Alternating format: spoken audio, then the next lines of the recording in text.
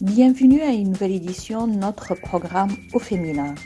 Aujourd'hui, nous allons découvrir ensemble le parcours de Maïssa Mustafa qui va nous parler de sa passion pour l'Égypte, l'égyptologie et également pour notre patrimoine.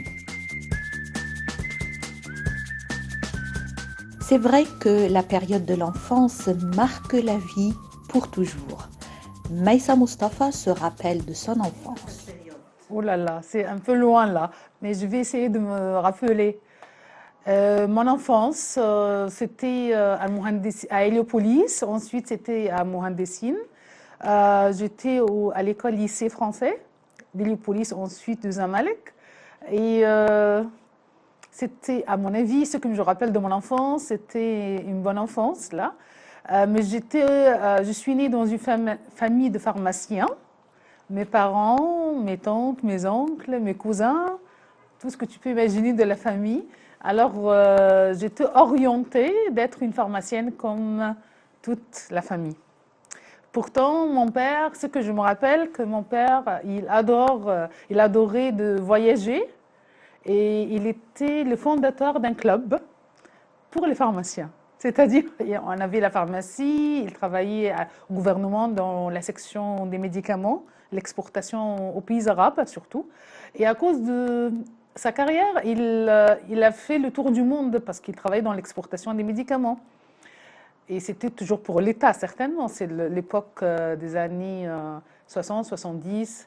Et notamment, il aimait beaucoup voyager. Et je crois qu'il nous a transmis cette passion-là. Et par conséquent, il a fondé un club pour ses collègues et ses amis qui s'appelle le Club des pharmaciens. Et avec ce club-là, on a visité l'Égypte tout entière, même avant l'idée de découvrir le pays. C'est-à-dire, on allait à la Mer Rouge avant qu'il y avait la ville qui s'appelait vraiment Hurghada avec ses hôtels de 5 étoiles. On allait faire des campings dans le désert. J'ai visité Luxor à Aswan plusieurs fois quand j'étais à l'école primaire. Alors, il était un peu pharmacien, guide voyageur. Pourquoi elle a fait ce choix d'être guide touristique? J'ai pas choisi, j'étais orientée. C'est comme ça. Ma sœur aînée, elle était à la faculté, elle est entrée à la faculté de la pharmacie, et moi, par conséquent, je dois m'en aller aussi. Alors, je suis allée, j'ai eu un très bon pourcentage au bac, et je suis entrée à l'université du Caire, pharmacie. Je suis restée 4 mois, jusqu'au fin du premier semestre. Et tout à coup, là, il y a une étincelle dans mon esprit. C'est pas ce que je veux faire dans ma vie. Et j'ai décidé d'être guide touristique. Et c'était la révolution. La première révolution de ma vie, là, à l'âge de 17 ans. Mon père, c'est le chef même de l'union, de syndicat des pharmaciens, ma mère, etc. Tout ce que j'aurais déjà raconté. Alors, comment tu vas faire? Et à ce moment-là, la faculté de tourisme, je parle des années 81, 82, c'était la faculté des enfants gâtés. Les enfants qui n'ont pas des bonnes notes au bac. Qu'est-ce que tu vas faire de ta vie? Ils ont refusé, mais j'ai décidé et je l'ai fait. Et ils ont enfin accepté. Comment Maïssa Mustafa a fait-elle le choix de ses études universitaires? Parce que mon père, il était comme ça, sans qu'il se rende compte dans son âme. Je me rappelle très bien quand on faisait les voyages avec lui, celui qui prend le micro dans le bus, c'est lui qui nous explique tout. C'est lui qui aime, qui avait la passion de découvrir. Et je crois que j'ai bu ça, il m'a inspiré ça sans on se rend compte tous les deux. Alors c'est automatique. Et pour une autre raison, c'est à cause du cinéma aussi. Le cinéma, il y a des films qui m'ont tellement marqué. Tu sais, les années 60, les beaux films qui font la publicité de l'Égypte, comme El-Aidi Naima de Tawfiq El-Hakim, par exemple, Gharam Fakkarnak, Al-Haqiqa Al-Aariya, tous ces films-là, et les protagonistes, les héros, les héroïnes étaient des guides. Et moi, j'adore l'histoire. C'était toujours une des matières les plus préférées à l'école. C'est-à-dire, moi, je me rappelle très bien, au premier secondaire, on prenait l'histoire de la renaissance de l'Europe et c'était très difficile. Martin Luther King, l'art, Michelangelo et tout ça. Toute la classe a échoué. Les notes, c'était sur 20 et moi, j'ai eu 19 sur 20. Alors, c'était ma passion. Il paraît que j'aimais l'histoire. Histoire, voyager, mon amour pour mon père. J'ai pas du tout aimé la faculté de la pharmacie, les laboratoires et tout ça. Pourtant, j'aimais la chimie et la biologie. Mais l'ambiance de l'université, à ce moment-là, je ne l'ai pas aimée. Alors, c'était quelque chose du ciel. C'était pas de moi. C'était une idée qui venait.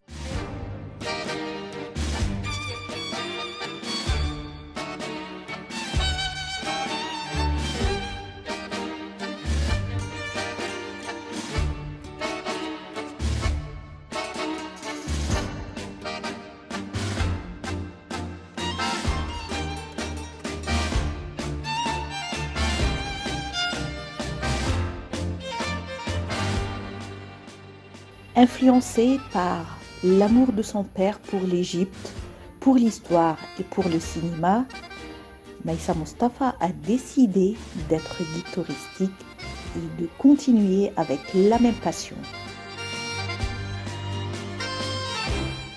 Tout à fait, et je peux aussi ajouter ma prof de français. Ma prof de français, c'est quelqu'un qui m'a tellement marqué, Madame Hoda Saraguddin, elle est décédée maintenant. Elle est la sœur de Smaïl Saraguddin, qui était le chef, le président de la bibliothèque d'Alexandrie. C'est elle qui a décidé de nous emmener à l'école pour faire des visites au Caire islamique que j'ai jamais vues avant. Et c'est-à-dire pas seulement la citadelle que tout le monde connaît, mais aussi Ibn Touloun, Geir Anderson, les petites maisons historiques. Et j'avais l'âge de 12 ans, 13 ans. J'avais de la chance, parce que quand j'ai terminé l'université, c'était vraiment une période de booming du tourisme. Avant, le tourisme en Égypte existait bien sûr, mais pas du tourisme, mais du tourisme charter, je voudrais dire ça. Avant, c'était des petits groupes qui venaient en Égypte, des groupes à la carte. Le tourisme, c'était pas un des revenus très importants pour le pays, mais dans les années 80, c'est changé. Et il n'y avait pas assez de guides par rapport aux gens qui voulaient venir en Égypte. C'est pour cela, dès que j'ai terminé les études, les agences de voyage nous appelaient eux-mêmes. C'est-à-dire, on faisait seulement un tour pour faire la connaissance, on laisse nos cartes, tout ça. Seulement, allez, il faut travailler, même sans faire stage, sans faire entraînement. Alors, on nous a jetés dans la mer. Et c'était une chose fantastique, c'était très effrayant. J'ai passé les 2 premières années de ma carrière avec 2 grandes valises, des livres et des livres et des livres, lire sans arrêt, lire sans cesse, écouter les autres guides les plus âgés, qui ont plus d'expérience, parce que les agences de voyage ne voulaient pas qu'on s'arrête. C'est le grand mouvement de tourisme. Découvrons ensemble son premier tour avec des touristes. Je me rappelle très bien de mon premier tour, c'était 4 jours. C'était un bateau qui s'appelle Hotep. C'était le début du tourisme de croisière sur le Nil. Pas le début, il y en avait déjà, mais très peu de bateaux. C'est-à-dire, dès que j'ai commencé, il y avait 10-15 bateaux qui font les croisières. Et au fur et à mesure, ça commençait d'être augmenté. Alors, j'ai commencé 4 jours. C'était ce qu'on appelle une courte croisière sur le Nil. J'avais une famille des Français avec moi, c'est-à-dire c'était 3 générations, si je me rappelle. Et Ils étaient très gentils avec moi et ça, c'est la chance, c'est la bonne chance. Et voilà, je l'ai fait, j'ai passé le premier examen avec un succès. Ça a continué, oui, je travaillais toujours comme guide, mais j'ai travaillé d'autres choses aussi à côté à partir de 2000. Alors, ce sont des phases comme ça, tu vois. Parce que le travail comme guide, c'est une profession libérale. C'est-à-dire, c'est moi qui choisis les dates. C'est ce qui est très beau dans ce travail-là. Il y a un pour et un contre là. Un pour, tu peux choisir, un contre, quelquefois, quand tu veux choisir, il n'y a pas de travail. Alors, il y a toujours un risque. Mais quand même, ça me convient avec mon caractère, avec ma personnalité. J'aime être libre. En 2002, exactement, je réalisais que je veux faire quelque chose, des recherches surtout, mais un travail qui a certaines évolutions aussi, une certaine, pas hiérarchie, mais je sais que j'ajoute quelque chose de plus. Parce que tu sais, guide, c'est fantastique, tu apprends beaucoup de choses, tu apprends sur le plan humain aussi, tu apprends des gens, des autres gens, mais de point de vue information, de point de vue, comment on dit, améliorer ton niveau scientifique ou ton niveau intellectuel, je veux dire intellectuel. C'est pour cela que j'ai pensé de travailler à la bibliothèque d'Alexandrie en 2002 et dans la documentation des antiquités égyptiennes. C'était un des centres attachés qui n'était pas à la bibliothèque d'Alexandrie, c'est au Caire. C'était au ministre, c'était je crois au ministère des Informations tout d'abord. Après ça, en 2005, ce centre-là est devenu attaché à la bibliothèque d'Alexandrie. Il s'appelle CalCNet, Cultural Center of Documentation of Culture and Natural Heritage. Heritage, alors, c'est le patrimoine en français. Et c'est la première fois que je commence d'entendre le mot patrimoine. Et la différence entre monument, histoire, patrimoine. Et j'ai travaillé à ce moment-là parce que j'ai de bonnes relations dans les musées, sur les sites, d'aller de voir les documents anciens, comment, par exemple, les objets ont été entrés dans le musée au début du XXe siècle, quels sont les numéros qui sont déjà pris pour chaque objet, la description de chaque objet. C'était très intéressant pour moi parce que je visitais toujours le musée dans les parties supérieures, là où il y a les objets, il y a les vitrines. Je n'ai jamais descendu pour voir le souterrain, qu'est-ce qu'il y a, les réserves d'entrer dans la bibliothèque du musée ou dans les sites. Alors je voyais un autre côté des monuments égyptiens que je ne connais pas du tout. Et je commençais de faire ça, c'était ce qu'on appelle le digital ou numérique. La documentation numérique sur des web, sur des sites. Et j'ai beaucoup participé dans ce domaine-là. Alors c'était une autre comment on dit, j'ai pris d'autres niveaux de savoir. Et je travaille aussi dans des applications de mobile, de portable. Et comment on essaye de rendre l'histoire très facile et avec l'outil de l'époque. Comment les jeunes puissent savoir l'histoire, leurs monuments, avec la technologie. Et ça, c'était très intéressant pour moi. Alors j'ai appris un autre niveau là de savoir. L'idée de Walk of Cairo ou le Caire à pied est une idée qui a été vraiment une inspiration pour Maïssa.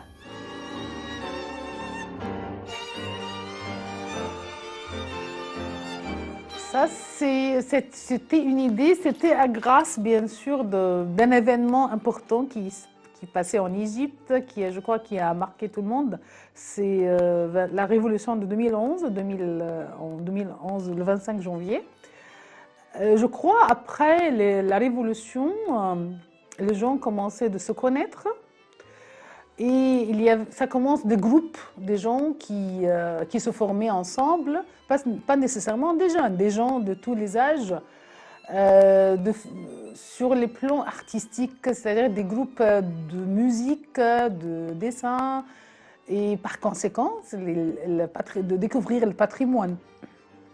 Et surtout là, dans les jeunes, ils voulaient découvrir leur identité.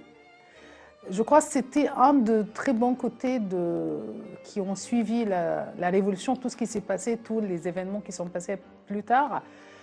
Ils veulent savoir, ils viennent d'où, pour savoir, ils vont où. Alors, ça a commencé les pages sur le Facebook. Facebook a joué un rôle très important sur le plan, je parle du niveau culturel, ici. Et avec ces pages-là, j'ai commencé, moi aussi, j'étais une partie de ce mouvement-là. Et on a commencé de se contacter. Et je proposais que je suis une guide, je connais un peu l'histoire, je peux vous aider pour savoir votre pays. Une chose là que je n'ai pas racontée, qu'en 2012, j'ai décidé de continuer mes études supérieures, c'est-à-dire de faire mon master. Au même temps que ma fille, elle faisait son master aussi. Alors moi et ma fille, on était ensemble en compétition. Qui va le faire? Elle est dans l'anthropologie et moi j'ai commencé de faire ça, le master. Et je crois que le master, c'était pour moi un point tournant aussi, parce que je suis devenue une étudiante une autre fois à mon âge. Ma fille, elle avait 22 ans. Et moi, je ne vais pas dire mon âge à ce moment-là, mais c'est-à-dire une femme dans les 40, elle commence de refaire sa vie d'études. Et tous mes collègues, c'était des jeunes. Alors, c'était très intéressant pour moi. Et j'ai choisi après ça, pour faire le master même, ça c'était une préparation d'une année, en 2013, c'est de faire dans les études de patrimoine. Et c'était un master joint entre l'université de Helwan et l'université de Brandenburg en Allemagne. Et j'ai eu une bourse avec les jeunes et je suis allée en Berlin. Et c'était aussi un grand point tournant. Et j'ai vu là-bas aussi les city walks ou les tours à pied. Comment en Europe, là, c'est une chose très fréquente, très intéressante, que les gens se retrouvent dans un point, dans la ville, et commencent de découvrir la ville sur plusieurs niveaux. Pas nécessairement les monuments seulement. Mais à qui s'adressent ces tours? Alors, les city walks que je fais au Caire, c'est visé aux Égyptiens de tous les âges, qui viennent des différents quartiers. Et ces city walks, une grande majorité, je le fais avec un NGO, une association, et en même temps, c'est un bureau de restauration des monuments. Alors l'idée a commencé en 2014, que ce bureau-là, de restauration, il veut faire de la publicité de son travail. Il a fait la restauration d'un mausolée, ou d'une ancienne mosquée, ou d'une maison historique. Il voulait faire un tour tout autour de ce monument-là, que les gens connaissent le contexte de cette maison ou de ce monument-là. Alors j'ai commencé avec eux, et ils ont leur page de Facebook, ils font la publicité, la déclaration du tour, et des gens qui viennent du Caire, d'Alexandrie, ce sont des événements. Ça a commencé par un événement annuel au cours desquels ils font beaucoup des activités. Une de ces activités-là sont les tours. Au fur et à mesure, les gens voulaient plus, de savoir plus. Pas seulement des informations sur le monument restauré, mais aussi sur les rues qui se trouvent à côté. Et on a commencé de penser de faire des thèmes. C'est-à-dire des tours basés sur un thème, sur par exemple les marchés anciens et quels sont les marchés qui existent jusqu'à maintenant au Caire historique. Je parle ici du Caire et je parle surtout du partie sud du Caire, du quartier qui s'appelle Khalifa. Le Khalifa qui en a à peu près la moitié des monuments du Caire islamique. On préfère de lui donner maintenant le nom qui est donné par l'UNESCO en 1979, le Caire historique, parce qu'il renferme pas seulement des monuments islamiques, mais des monuments aussi chrétien et tout. C'est-à-dire, c'est vraiment le Caire qui a 1000 ans d'histoire. Maïssa Mustafa possède des aspirations et également des idées pour l'avenir du tourisme en Égypte.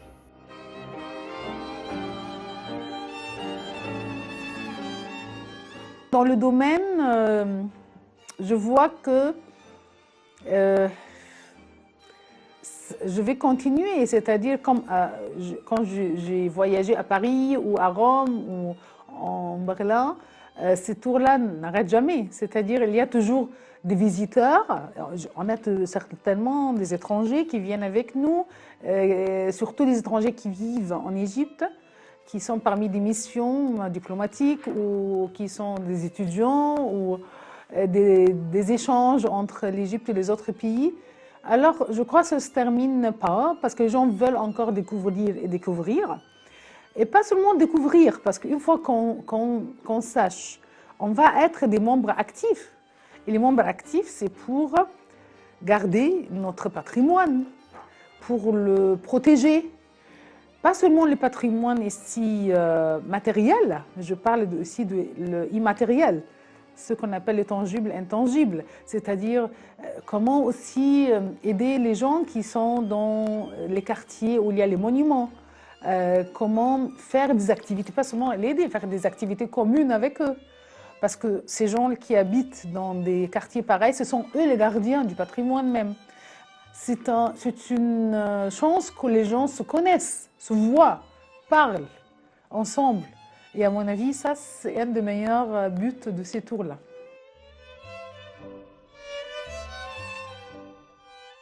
La découverte du patrimoine et de l'histoire de l'Égypte a fait que Maïssa est inspirée par la femme égyptienne, qui est le modèle de femme qui l'inspire. La femme ordinaire, c'est pas nécessairement une reine.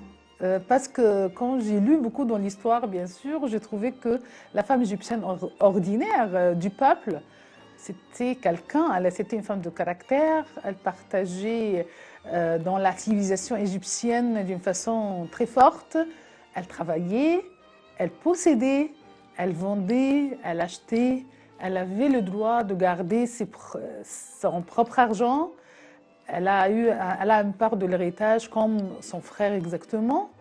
Ce qui vraiment m'impressionne dans la civilisation égyptienne, c'était le droit naturel. Elle n'a pas même lutté pour l'avoir comme la femme actuelle. Ceux qui croient que la civilisation monte à crescendo dans une rampe ascendante, c'est pas vrai. La femme à l'Égypte ancienne, elle avait ses droits sans lutter parce que c'était un droit divin. Le Dieu, il a créé l'homme et la femme d'une façon égale. Alors je vois que tu vois sur les parois des tombes, des temples, par exemple des artisans sur la vallée, si on va parler précisément, sur la rive gauche de Luxor, ou pas la rive gauche comme on parle en français, sur la rive ouest de Luxor, la femme et son mari, tous les deux, travaillaient dans les champs dans l'au-delà. C'est-à-dire, pour la résurrection, on ne peut pas ressusciter l'homme tout seul. Il doit ressusciter avec sa femme. Ils font les mêmes activités. Elle travaille, elle n'est pas assise, elle est un membre très actif.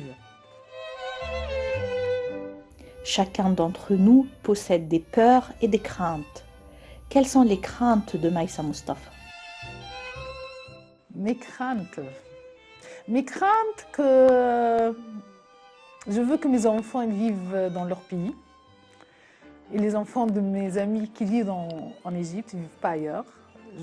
Ça c'est ma crainte que après on les a élevés en Égypte, la grande partie de nos enfants, un grand pourcentage, sont partis à l'étranger. Et ça, c'est une de mes grandes craintes, sur le plan personnel, du point de vue émotionnel, mais sur le plan aussi national. Si on perd nos jeunesses, quel sera le futur du pays? Le soleil et la lumière sont des sources d'inspiration, de joie et de bonheur pour Maïssa. Je suis très facile pour être heureuse là. Mais ce qui me rend heureuse, c'est la lumière, le soleil de l'Égypte. C'est-à-dire, une fois, parce que je voyageais à l'étranger, quelquefois en Europe, tout ça, je suis restée quelques fois. Mais ici, ça me suffit de se réveiller le matin, de voir la lumière. Le Nil, toujours. Je ne parle pas d'une façon très, comme je suis une étrangère qui vit en Égypte, mais euh, plein de choses me rendent heureuse, bien sûr. Euh, je ne sais pas exactement, mais j'aime la nature, j'aime mon travail, j'aime beaucoup mes amis, beaucoup de choses me rendent heureuse. Ensemble, nous avons découvert la vie, la réussite et les aspirations de notre guide touristique Maïssa Mustafa.